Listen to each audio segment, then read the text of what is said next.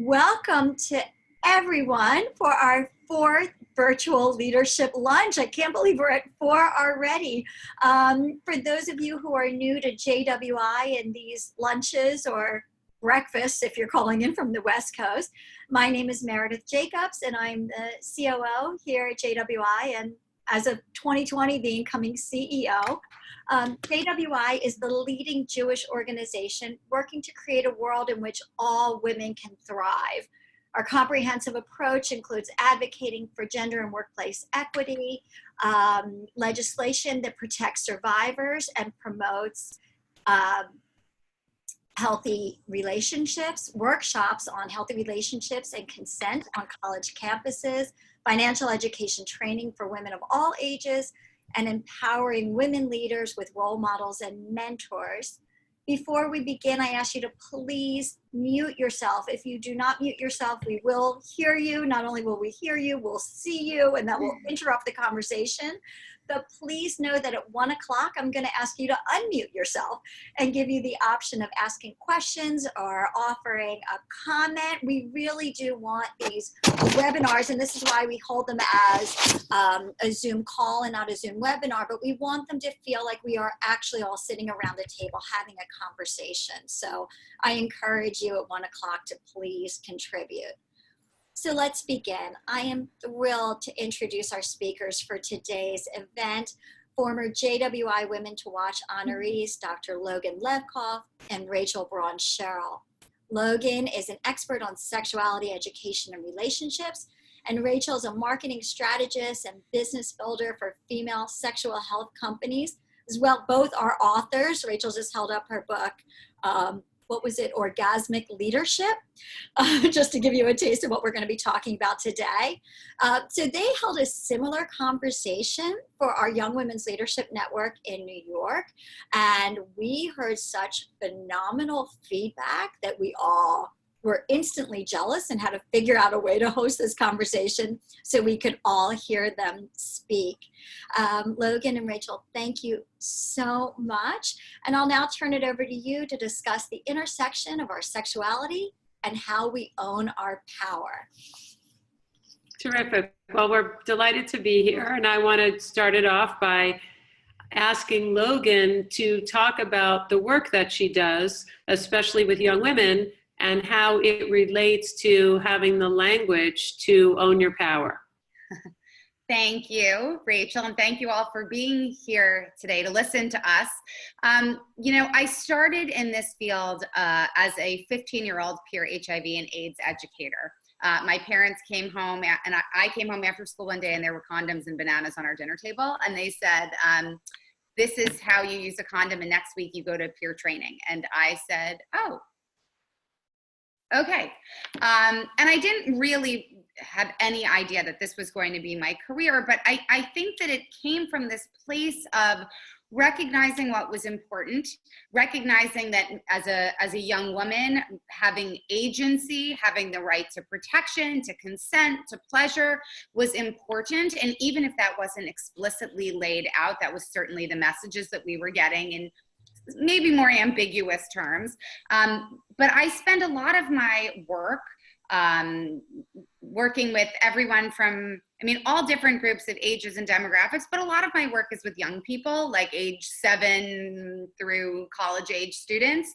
And one of the things that I really focus on is this idea that there are so many double standards as it relates to gender and sexuality. And that one of the things that I think that we do such a disservice to girls and women, or those who identify as girls and women, that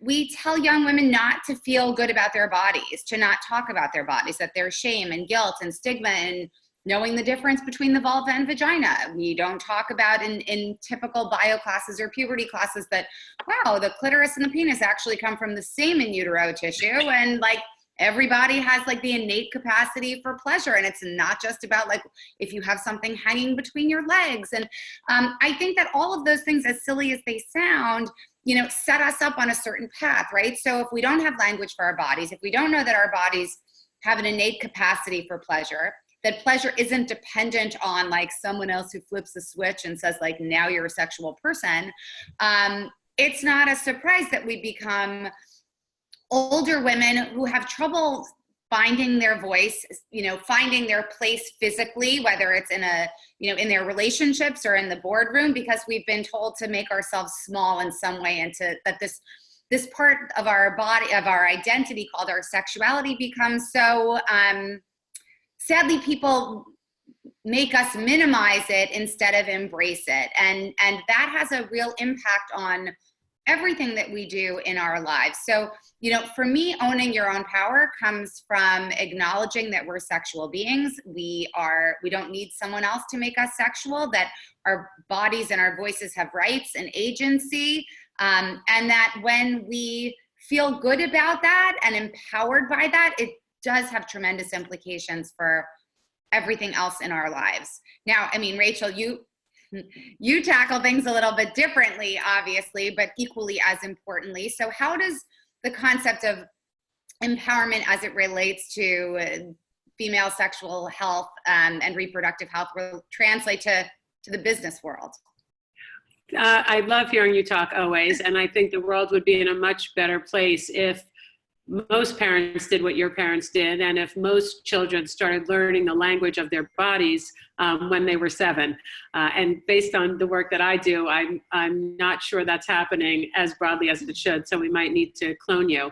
But basically, I agree wholeheartedly with everything that Logan said, and I don't even play a doctor on TV, but the way that it comes up for me in the context of business is I work to help companies grow that are developing products and services anywhere from menstruation to menopause. So if you think about it across the range of a woman's reproductive life, so menstruation, fertility, infertility, disease prevention, pregnancy prevention, incontinence, hot flashes, and everybody who has a vagina, whether you identify as a woman or are born with one, has a lot of these concerns, and there's not a lot of conversation, except maybe in Logan's childhood at home. And I also was the beneficiary of a more open-minded family as well. So people don't have the language. So imagine that you then take this difficult or dicey or uncomfortable conversation into a boardroom, and you're speaking to people about raising money for what they immediately cull down to a vagina business. And you hear things all the time that it's a niche. And the reaction is always, well, 50% of the women on the planet, or people who identify as women, menstruate. How is that a niche? And what happens in these situations, and I've seen this over and over again, is number one, there's a lot of research on how women who are raising money in that kind of setting are asked very different questions. And we talked a little bit about this yesterday. The women are asked questions that are narrow. You talked about making your voice louder. So what quarter are you going to be profitable? What are your cost of goods? All important questions, where the men are getting expansive, big, future-looking, visionary questions like, who do you see as your acquisition target? Where do you think the exit's going to be? So even in the conversations, we have to change the dialogue so that we get to talk about the things we want to talk about. This issue about language, for me, I think Logan and I could have a week-long seminar on the language, but it is a very difficult balance to be a business person in this situation where you're talking about a topic that people are genuinely uncomfortable with. And so the behavior and the response that you get is either giggling or silence. There's no one bringing in cucumbers and condoms into the conversation. And the way that I've learned to manage around it, because I am more comfortable than lots of people talking about this, as is Logan, is to bring some humor around it. So one of the stories that I tell all the time is we were raising money from venture capitalists, and we were going to 13 venture capitalists, and the details don't matter, but the first two, all the mostly men in the room are whispering, oh, remember Sadie behind the locker room in 7th grade, and literally grown men in a business setting are talking about their conquests. And so finally, by the third one, and we had them one after the other, my business partner, Mary, and I said, this isn't going to work. We've got to change the dynamic. So long story short, we went into the third one with a $100 bill and we put it on the table. And these folks like to think of themselves as risk takers and bettors, and said, here's a $100 bill. If anyone asks us a question about the category that we're unable to answer, or makes a sexual joke that we haven't heard, or a double entendre that makes us blush, this $100 is yours. And then we paused and we said, if she likes it more, if she wants to have it more, let's talk about the business model. So you really have to be creative in the work that Logan does and in the work that I do to figure out a way to make space for the conversation. So when you're switching gears back to you, I'm curious, I imagine there's a very big difference in how you teach a 7-year-old to own their power and understand the content, and you obviously make it age appropriate, to a college person or someone who's in the early part of their career. What are some of sort of the fundamental communication principles you like to bring to the discussion? So it's funny you say that, and this is usually when I get asked this on TV and I say this and everyone's like, whoa. The truth is there's really no difference in the content that I would give to a 7-year-old and what I would give to a college student. And that doesn't mean that they're not, nuances in how they're phrased, but I think the messages really have to be the same. I want, young people, like I want kids to feel personal agency and autonomy and voice the same way I would want others to. So the motivation for asking questions and giving information is a little bit different. College students are often trying to navigate, where is my relationship going? What is a relationship even? How do I manage my expectations? How do I manage someone else's expectations? How do I feel comfortable even saying that I want okay, this is where I put on my educator hat. I often tell everyone I work with, and like any kind of connection or interaction between two people, it's a relationship. It doesn't have to be like a long-term monogamous one, but even the idea that sometimes as women, we stifle the conversation that we really want to have, which may indeed be, I'm interested in this solely for sex and pleasure, and that's it, and that's where I am right now. But, we don't do that because of all of these external, really old pressures that have to do with how women are supposed to act when it comes to sex.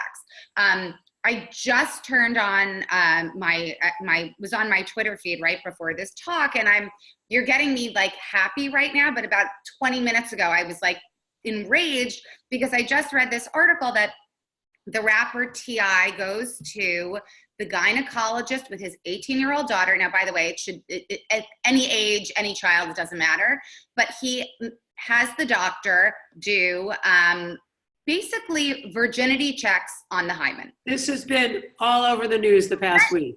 So, obviously, the hymen is not a measurement of virginity. And of course, there's like a weird consent thing and a patriarchal dominance over someone else's body. Like there's so many problems, but just to start with how many things are wrong with that scenario. Medical ethics, highly questionable, power dynamics, bad stuff. But, I think that, the fact that we can talk about this, and there still seems to be two sides of this, that like people think that this is okay, and have no problem, by the way, stating it in mass media, I guess just shows us how much work that we have left to do. I would love to reach a day where, I could say, oh, my work here is done. You can't, because there's so many other products and businesses to be explored. I don't think you're going to be retiring anytime soon. I don't think so either. So, so how do you see, I obviously see double standards play out all the time in my work, just because oftentimes my students are parroting what their parents have said, or they're making a joke that they really don't know where it comes from, and it just perpetuates sort of old crap over and over again. So how do you see it in the spaces that you're in? So I think you need to be very prepared. And when I'm working with students or young entrepreneurs, I always say there are certain realities. You might not like them, but you have to accept them. So you walk into a meeting as a female entrepreneur, and there's a dramatically reduced chance that you're going to raise money. It is what it is. You're making less money on the dollar. There are some realities. So for me, what I tell people is understand the context that you're going into. And what that means is your story has to be better. Your story has to be so compelling, and you have to be so confident of the numbers of your business and the drivers of your business and the opportunities for your business and the potential competitors, that you don't have the luxury to sit around and say it isn't fair. It might not be fair. It's likely not fair. But going in with that kind of attitude, as opposed to, I am going to blow the doors off this room with the power of my story, the knowledge about my technology, my relevant experience, you have to really focus on how much harder you have to work and how much more prepared you have to be. That being said, and that might not be fair. It might put an extra burden on women, but again, you have to play the cards that you're dealt. The other thing I often talk about is I'm assuming that people are describing me with not such flattering stereotypes as they do for a lot of women. So, you have male energy is one of those things that I take as a compliment, but maybe it's meant to be as an insult. Or, people who are too flirty. That's just generally a strategy that I say doesn't belong in the workplace. So for me, I don't spend a lot of time saying, oh, I wonder what they're thinking about me, because there's nothing I can do to control it. And I know they're going to be evaluating me. So my job as a business person is to make a compelling business case. And I'm often asked, well, what happens if the person that you're presenting to or trying to raise money to, or a drugstore chain you're trying to get your product into, what if they don't care about female sexual health? And my reaction, I'm very pragmatic, is they don't have to care about female sexual health. Show them some of the numbers that indicate how huge a business opportunity this is. So you don't want to talk about incontinence. Maybe you're more interested when you know that 1/3 of women at some point in their lives are going to have incontinence challenges. Maybe you're not interested in pregnancy or disease prevention, but you might be interested to know that close to 50% of pregnancies every year are unwanted or mistimed. So I translate the discussion in, I don't care if you have a sensitive heart and you care about these issues, you can make money from these issues. And that goes back to, you have to tell the story that's going to compel your audience to get where you want to go. And if that's raising money, then the business story works a whole lot better. So I love that, because I think that, I often describe myself as, it's going to come out bad, so I need to sort of couch it in other terms. I like to say that when we're smart, we're really opportunistic, and not in the parasitic sense of being an opportunist, but really, for me, I use every forum I can to educate. So even when really shitty news stories come out, whether it's in pop culture or politics, to me, that's an opportunity for discourse.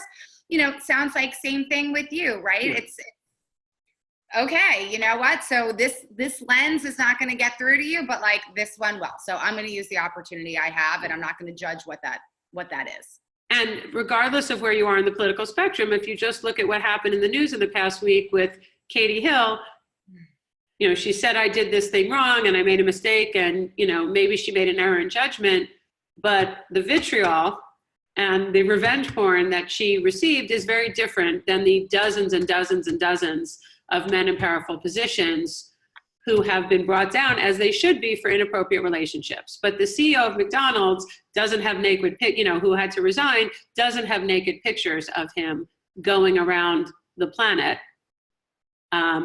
And listen, you have to be responsible for your own behavior. When we talk about these stereotypes, I mentioned this to you when we were talking before. I never think it's a good idea as a woman to be drunk dancing on the bar at the holiday party. I just don't see a scenario where that works. That being said, if you're going to punish people for behavior in a social setting, at least have them be within the same realms of, what your justice is. So to humiliate someone publicly about her sexual choices and her sexual behaviors, and let's say she violated every rule of engagement in her office. She resigned. She's already paying a price. The humiliation that gets heaped on top of it seems to me disproportionately applied when women make mistakes in the workplace versus when men do. So I think this inequity happens constantly, and it's frustrating, and for better or worse, I think it holds us to a higher standard. So when people say, there are no women candidates, you're not looking, because they're standing on their heads and they're doing 1,000 things and they're dancing as fast as they can, as some people say, in high heels, to put themselves in a position where they're at least considered for an opportunity. I'm curious, when you're talking to, and I'm assuming you do co-ed and both single gender conversations. All genders. All genders across the range of the spectrum. Do you find that you get different kinds of questions, even at a young age, from young people who identify as boys, or young women who identify as men, girls, or people who are transgender? Is their focus even from a young age? Do they have very different language way before you even get a hold of them? Yes. So I can either be like the greatest person to have in your life or a horrible person, and I'm really willing to admit that. So I had a friend who we are friends for, like since we were 2 years old, and she had a baby around this, like 3 days before my son was born. And I was over at the house, and she said, she was changing her daughter, and she looked at me and said, oh, look, you've never seen a baby giny before. And I started to have heart palpitations. I know what's coming. Okay, don't ever use that word with me before. I've seen plenty of baby vulvas, and I look at this little baby, I'm like, never let your mother call it a giny. I was, which it sounds so silly, but if right from birth or in utero or whatever, we need to find silly, more palatable terms for body parts, or none at all, then we're basically setting ourselves up for disaster. The really interesting thing is that even by the time I get young people in a classroom, I have a handful of people who feel really excited to learn about all bodies and capacity and pleasure.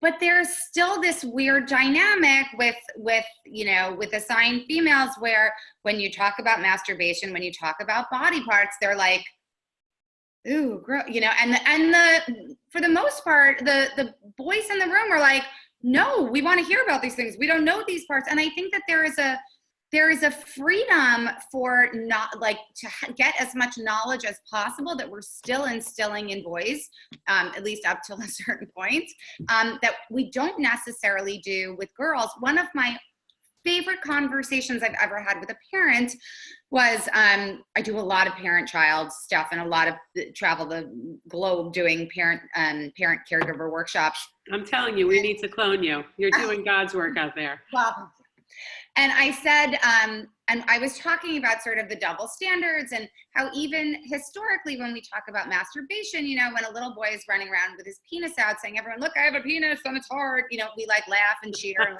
yay, go to your room. But it's all all good. Typically, historically, when a girl's had her hands down her pants, we call for a family meeting.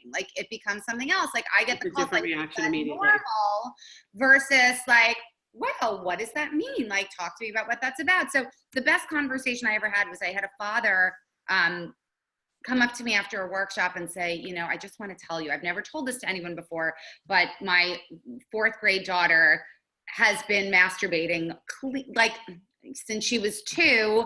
And I have to tell you, I'm really glad she does it, that she knows that she doesn't have to rely on anyone else. And I said, first of all, you just became my hero.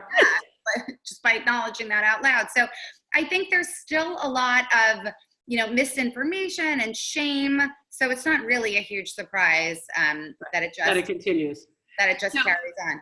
I'm sure you're familiar with this research, and maybe even have contributed to it, but there's a growing body of research that suggests that children who are taught the right body parts without pet names and understand what their bodies are capable of and how they fit together, that they're more likely to report situations of abuse or trauma. So I always say, if you don't care about sexuality at all, everybody cares about the kids.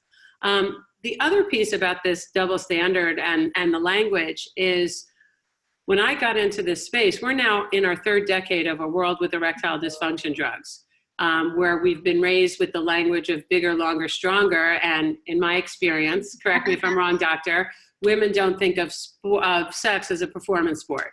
So we didn't even have a language when I first got into this. After a certain point, right? You're like, okay, we're good now. There was an article that struck me and always sort of haunts me that was on the cover of the New York Times Magazine section a couple years ago.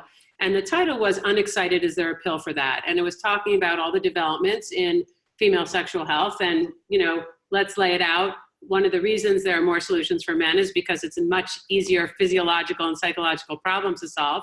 And it said in the article, when you do a clinical study, you're looking for activity that you can connect to the actual active drug as opposed to the placebo. And that it was the one category where they've seen that they would be concerned that the product worked too well, lest there be, and I quote from the New York Times, sex-crazed binges of infidelity.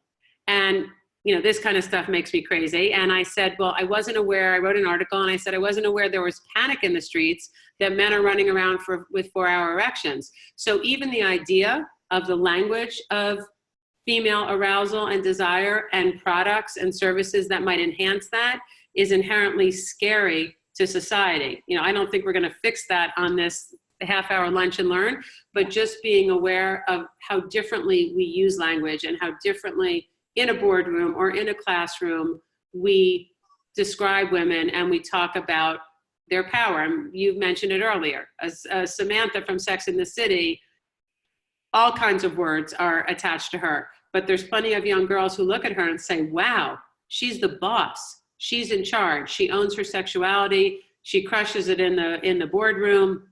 She decides what kind of relationship she's going to be in. But I still think we're a little bit societally scared and uncomfortable with that model.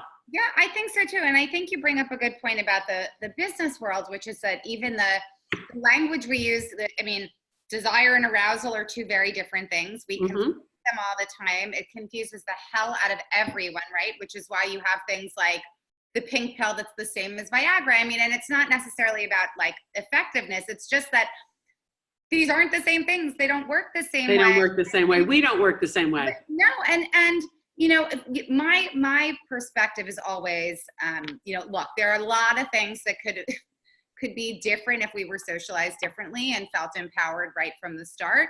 But that being said, like I always believe, options are good. So give people the options they need and everyone can make their own independent decisions. But, I guess, so Rachel, what do you think of all the things you've worked on? What is the one thing, and you don't have to give like the brand or whatever, but what's the product that you have had the most challenge in, funding? So the answer is all of them, but the first one, when I got into the space in 2008, I didn't get from a business perspective how this wouldn't be easy to raise money. So we had a product that worked, that was clinically proven, that had no side effects, no drug-drug interactions. There was essentially nothing in the space. People didn't have the language. It was one of the few categories I've ever worked in where women didn't, or people identify as women, didn't talk to their sisters, their friends, their mothers. Certainly they didn't talk to their partners. So what has been the most astounding and confounding to me is how big this challenge is in raising money. Luckily, over the past many years, there's been a number of additional sources of capital and women who are now in a position to invest.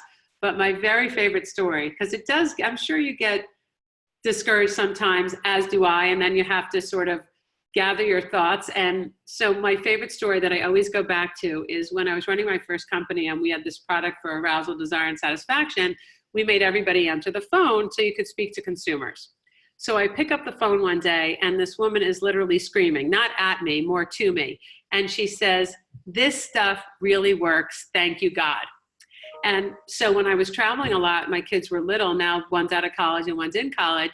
When their little faces would be crying by the door while I left, I said, mommy has to go out and do God's work. And it just sort of made me feel better. But I continually to be astounded at how many great solutions there are, that anything that relates to female sexuality, menopause can be a dirty word, although there's millions, tens of millions of women suffering from it and lots of things they need help with.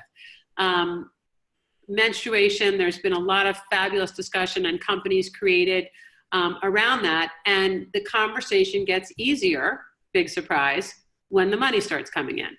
So anything is hard before you have a proven model, but the standards for proof are much higher in anything related to female sexual health than they are in many other categories.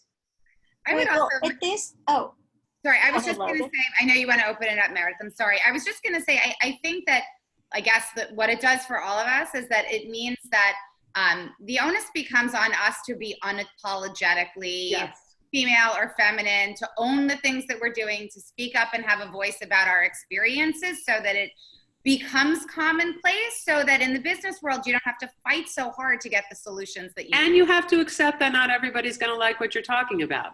I mean, being unapologetic takes guts and courage. And that also means that there are people who will criticize you, that were people who won't like your style. Like, I could listen to you all day. You're smart, you're educated, you're dynamic, you have so much knowledge. I think to myself, who wouldn't want to learn from you? There are.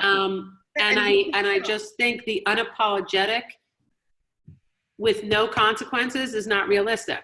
I'm sure you get pushback for your style, as do I, but so what? You've decided to be out there. And I think that's one of the misnomers people have. If you have the confidence to do it, it doesn't mean it's not sometimes uncomfortable in terms of the responses you get. You just have to be brave, and you have to get reinforcement, for me, from someone like you to say, you know what, this stuff is really, really important, and I'm going to get hit in the head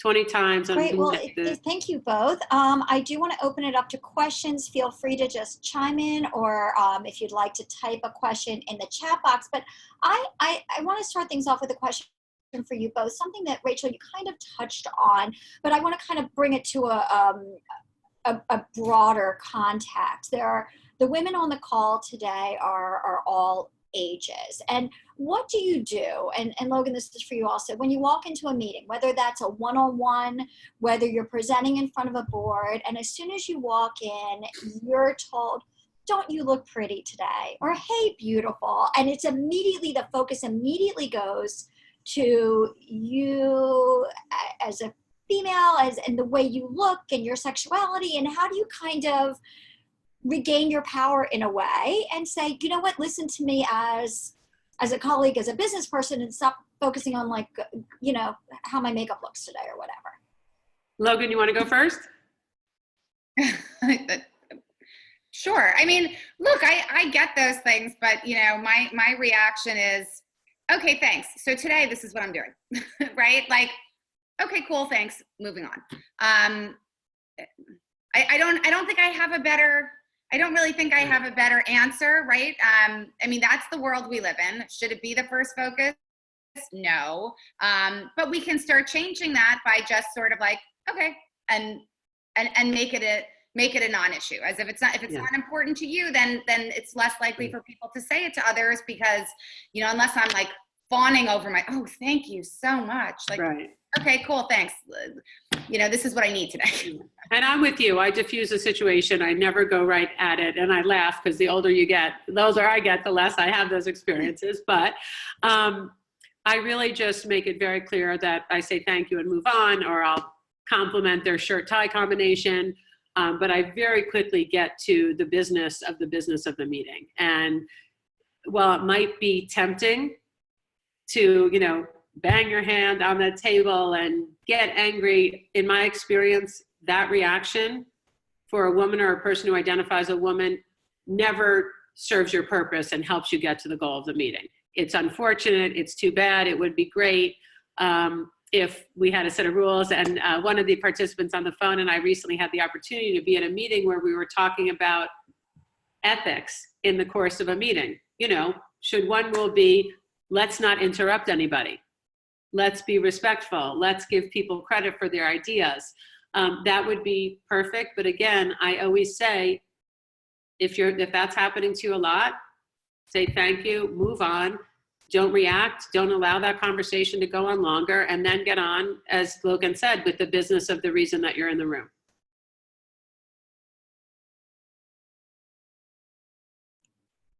Great, thank you. Anyone else? If not, I'm going to encourage Logan and Rachel to keep talking. But again, please, if you have a question, we're going to keep talking after you guys hang up anyway. Jump in. This is a safe space, and just chime in.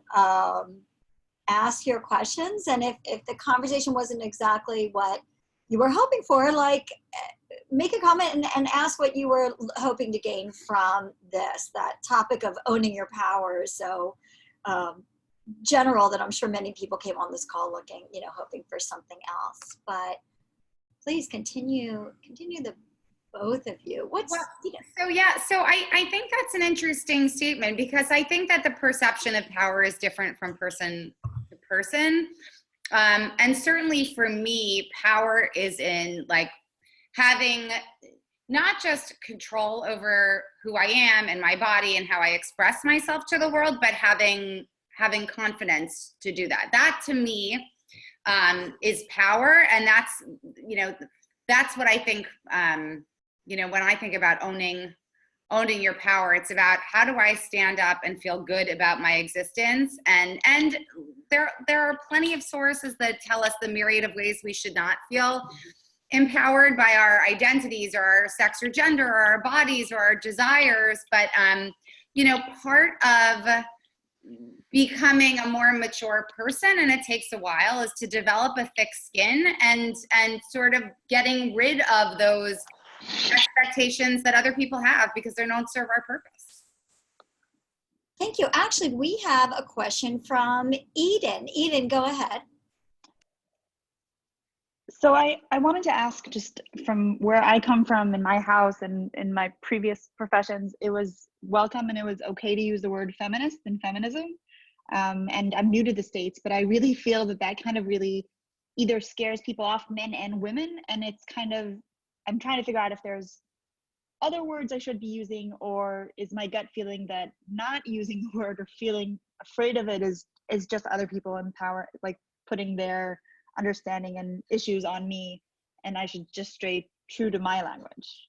So it's very fair. It has become a dirty word, which to me is terrible if you've actually studied the history of feminism and how it came to be and when it turned from something positive to negative. What I do is I make the definition very narrow. I believe in equal pay for equal work. I'm a feminist. And I'm not suggesting that's the whole conversation, but people are so terrified by that word and what that means, and this idea of, the worst stereotype of women running through the streets burning bras and wreaking havoc. Not that that's a terrible thing to do, but that's the image that terrifies people. I tend to bring things down to very pragmatic, practical levels. If you believe in equal pay for equal work, you're a feminist. If you believe that people should be treated with respect in the workplace, you're a feminist. If you believe that opportunities should be equally available to any qualified candidates, but that doesn't necessarily mean that they present as qualified in the exact same way, then you're a feminist. So I sometimes, maybe more than sometimes, like to help people understand how their perception might not be accurate and bring it down to the most basic thing. It's hard for a person to say, I don't believe in equal pay for equal work. You don't want to declare yourself a feminist, that's fine. If you believe that, then you're on my team.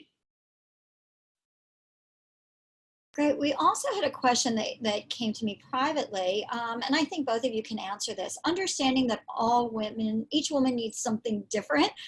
There's no one standard. How can you create empathy or understanding among males in power to better understand that they should support what women need?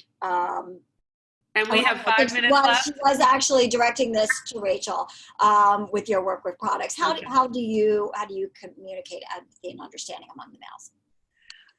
So as I said earlier, I don't focus on what kind of human being they are and whether they respect women and whether they're going to give me equal opportunity. I talk about it in the context of what is meaningful to them. So having spent a whole career in consulting and building businesses and identifying, really trying to get people to buy stuff, I really focus on what is it about this story that's going to be meaningful? Is it because you're going to make money? Is it because I happen to have some information that you have a daughter that you think is going to be facing these issues? I really think you have to be almost a detective to figure out what is going to be meaningful. And I don't think you can look at men as a group. I think you have to look at a man as an individual. So for instance, this is a very real example. I was at an event where a person that you would all know, an older white man, over 80, was being interviewed, very well known, prominent, had written books, was in the public eye, and he was being interviewed. And the person who invited me to the event said, "How did you like the event?" And it was a man. And I said, "Are you asking really for my opinion?" Because I've gotten caught in that trap more than I can count. And he said, "Yes." I said, "I think the speaker was great. I think the content was interesting. I think it would have been a better event if he was not being interviewed also by an 80-year-old white man, and that the only people who were acknowledged in the audience to ask questions were white men." So I try to make progress on small little areas when the opportunity arises. You can't, at least in my experience, it doesn't work to stand on the table and pound to make a point. I think you can use specific examples and experiences. We just, again, at this summit that I was just at, we did this role play where a woman came up with an idea, a man repeated it, then another man said, "Great idea." And so the man who didn't even come up with the idea got promoted. There's nothing wrong with, in that situation, saying, wait a second, I believe that was Logan's idea. Why don't we go back to Logan, who's a PhD and an expert in this field, to see how she thinks about changing that situation. So really being conscious and doing everything you can in the environments that you're in to stop those patterns that put women at a disadvantage. And that includes being interrupted, having your idea stolen, talking about topics that people are generally scared of because God forbid they have to talk about it in the context of their own lives, and just being aware of where you can make even a little bit of progress to educate somebody. Did that answer the question? Yeah, she typed in, "Thanks very much, and you're great." Thank you. You're great too, even though I don't know your name. Great. I have a I question see as someone. well. Please go ahead, Alyssa. Yes, thank you. So I'm studying to become a cantor, and because the role of women in clergy has been closed off for so long, I think there are a lot of hurdles to overcome in this field, and I'm trying to be extra aware of them. And so the role of women as clergy, and I want to talk about empathy and the fact that women are often very geared towards that, and how do we avoid being taken advantage of for our empathy. Like, for example, I've heard from a female rabbi who said that a congregant once asked her to babysit her kids, and obviously that's a boundary that shouldn't be crossed in this kind of role, and I'm sure they would never think of asking a male rabbi to do that. So can you address some of these issues? Logan, do you want to jump in?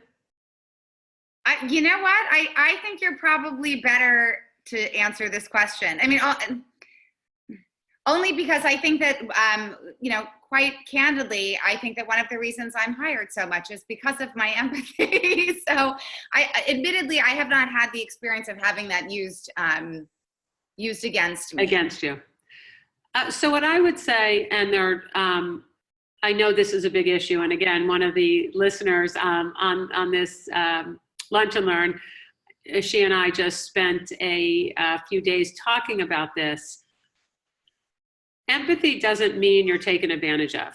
Empathy means you can listen, you can counsel, you could advise. And to me, before you even get there, you better make sure that you're being paid for your work. You want to pay me equally, I'll be empathetic. I won't babysit for your child if I don't want to. If I want to, I will. But I'm not going to even have this conversation unless we start out with some ground rules as to how we are going to navigate this situation. So to me, it's less about a congregant thinking you're warm, and it's almost, you could think about it as a compliment, wanting you to take care of your kids. That's not the issue. There's nothing wrong with people thinking you're empathetic and kind. It's, how are you treated? And my husband's a part-time cantor. Are you given sort of the big gigs? Are you always in the parallel service? Are you allowed, and I'm going from my own experience, and I apologize if it's not relevant. Are you not giving the sermon on the high holidays? That's the stuff that matters to me. don't change who you are. The fact that you're empathetic makes you a better human being and will make you a better religious leader, in my mind. But don't ever confuse that with I'm willing to be taken advantage of. Yeah. And I would just say, Rachel, I think it reminds me of the story that you referenced earlier that I said. I think in general, asking for what you want and what you deserve is really important. So at this event that Rachel and I did, I shared a story how I was asked to speak at an event, and I was offered payment in Instagram posts. Like someone would post about me on Instagram, and I thought, no, that doesn't. I'm a human being. Like I'm a grown woman. Responsibilities, like no, thank you. And I think like it's a silly example, though maybe quite telling about our world on one level. But I think that it's very similar in that I think it takes a lot for us, or it shouldn't take a lot for us to say, you know what, this is who I am, this is what I bring to the table, and this is what I deserve. And if we're on the same page, great. And if we're not, that's cool, but I'm going to say no. And not be afraid of saying no. And accept the consequences. Yeah. It's interesting because when you were sharing that story with me, and I was like, oh my God, can you imagine a world? And I just realized when you were telling it again, when I started off writing, how often I was asked to write for free in exchange for the platform of being on their website or in their magazine. And, you wonder how often, was that offered because we're women and it was decided that you were going to be more grateful for that opportunity? Or do men starting off also get that kind of, and it's probably across the board. We do need to close out now because we promised. I do want to give you both a chance to, and if you have anything that, final remarks or anything that you didn't get to talk about that you wanted to, and then we'll wrap up. I don't think so. I mean, hopefully this is a conversation that, has sort of ripple events. It might not be today, but at some point in your life and experience, hopefully something we said resonates. And, it's important to know that even though we are, professionals in this space, we're very much human beings that are impacted by all the same things. And we mess up or have like these weird regretful moments and sometimes don't have thick enough skin. But I think that, and I hope I'm not speaking for Rachel, one of the things that I think that we've done a good job with is also surrounding ourselves with support systems for those moments where we don't feel so empowered or confident, or we're second guessing ourselves, that we have people there that are going to be honest sounding boards to us, but also care enough about us to like help lift us when we're not feeling like super powerful. I agree 100%. And what I would say is the two of us on the phone have been at this a long time.